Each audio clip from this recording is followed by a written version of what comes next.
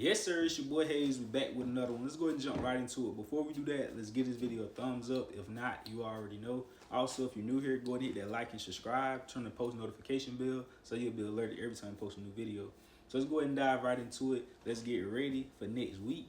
As we know, guys, we want to promote safety first. Don't be out here just gun slinging. Make sure you learning as much as possible and it costs you less as possible. If you just out here knowing that you're not worthy of what you want your outcome to be, and some people think they're worthy and you know you're really not.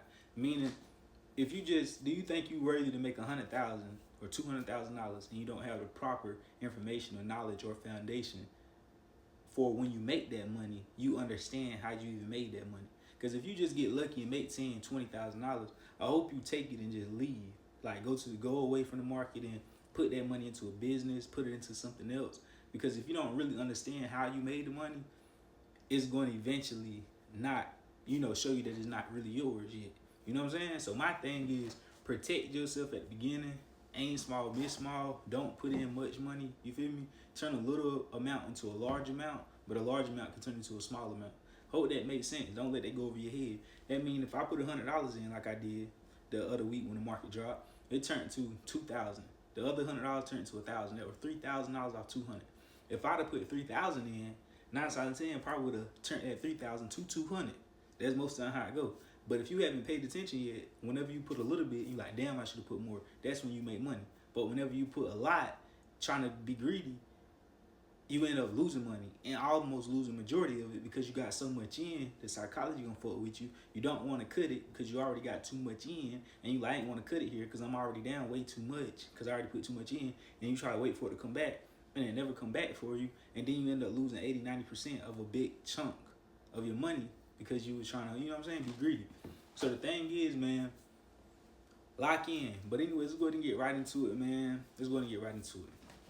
So stock futures rise as Senate nears deal to end the government shutdown. So them talking about ending the government shutdown is definitely going to be a strong incentive on the market for it to continue to rise. But I do believe it could also spike down like crazy because a lot of people is anticipating on for it to run, and the market tends to like to do the opposite of what the majority is thinking.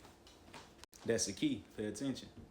And why 9 times out of 10 you buy a stock, it immediately does the opposite because it understands human nature and it gets deep into the psychology of the market as well. So a lot of it do be fundamentals and charts and all this, but a lot of it be dark, deep psychology as well. And I ain't gonna say dark. The only reason I use the word dark, I don't want you to think demonic or could, But that's what the world is. If everybody was rich or everybody was well off, the world wouldn't function the way it does. That's why you got to think differently and outside the box from most people and have more discipline than most people if you want to be above most people, and not in a bad way, but just have a better life.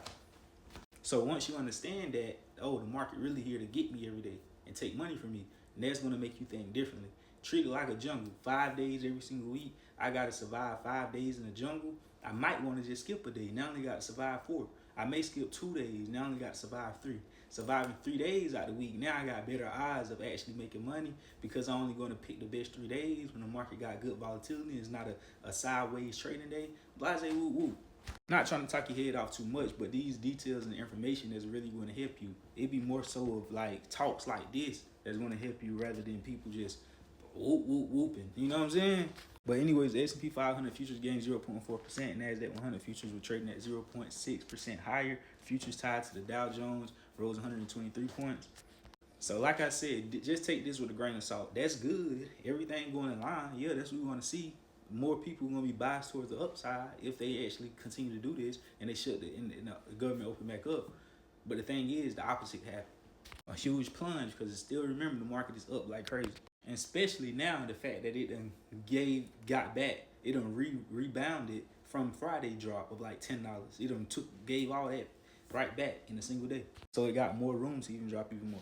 So Coinbase is definitely on my radar tomorrow if you pay attention. Bitcoin is trending up right now and moving up pretty hard. But you also got to watch because Bitcoin got a clear sign of it could drop down to like low 90,000s. You feel me? After breaking that key level at 100K, around the 100K level. But anyways, right now though, trending up. Coinbase definitely going to move along with it. But we got to watch because in the after hours, the pre-market, they'll try to spike it up then where we can't even get in. And until the market open, by the time the market open, the psychology of this whole play is different if it done ran up. You get what I'm saying? So you gotta think about stuff like that. Sorry, it gotta be like that. I ain't make the rules. I'm just telling you how they do. You know what I'm saying? They wait. That's why I be paying attention. The best time to trade is the first hour and last hour, but I pay attention in the middle of the day too at lunch. That's when if I'm waiting on a crazy move, it could happen then because most people ain't paying attention, and that's what the market want to do. Also, Beyond Meat should be back on your radars. Remember, we called it out when it was at like 60 cents, 70 cents, ran to 7, ate good. Told you it was gonna come back down if it broke below those key levels, and told you the worst case scenario. What was it? $1.30. Where is that now? And if it broke that, 96 cents. It came down to $1.15, $1.16 on Friday. That's very close to a dollar range. 96 cents, $1.15.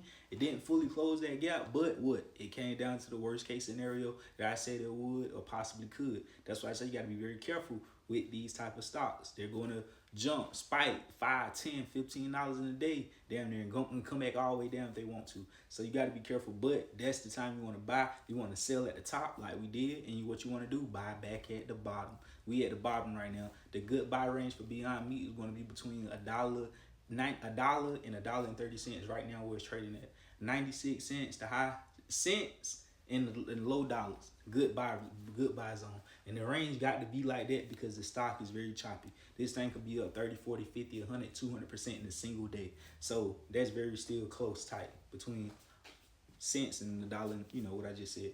But anyways, the upside potential is obviously if it break above $1.40, this thing could go to 170-ish, 170 to 2.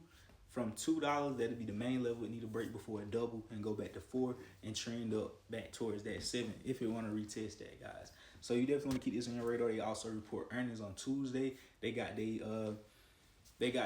earnings moved. It was supposed to be last week, but they moved it. So we definitely want to be on the lookout for that. I don't expect them to report good earnings, that's for sure. But the thing is, companies don't have to report good earnings for the stock to triple, double, or whatever it wants to do. So I'm going to still be looking at it. More signs will be pointing towards probably sideways or to the downside. But with all the volume and stuff, this thing should definitely rock it or have a big movement. But I just know how the market could step in and they try to, hold things back whenever things supposed to explode. It happens time and time over again. But keep your eyes on this. Last but not least, you want to be watching Tesla, guys. Tesla, the shareholders approved Elon Musk that $1 trillion package, guys, that he got to, show his performance. And with that, he definitely is going to try to perform his ass off. So you definitely want to be watching this. Tesla is still very cheap, especially for the long term.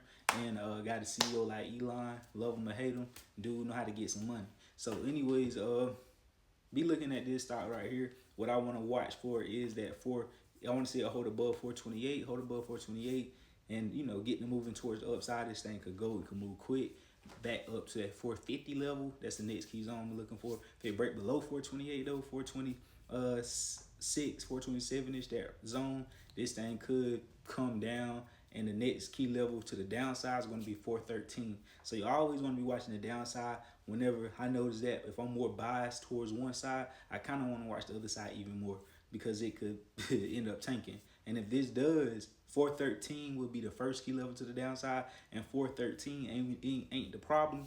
If it break below that, this thing is going to go down. I'm talking $50 drop. So be careful. So you already know what to do. Add your boy on Instagram at the BHayshow _. Feel free to hit me up for a one-on-one, anything like that, phone call. Feel free to join VIP. Click join on the home page. The third tier, they give you access to every single play that we get in and out of. And the last tier exclusive, that's going to give you access to the plays and also me to get help one-on-one, anything like that. I love you. You already know what to do. Follow for more. We go.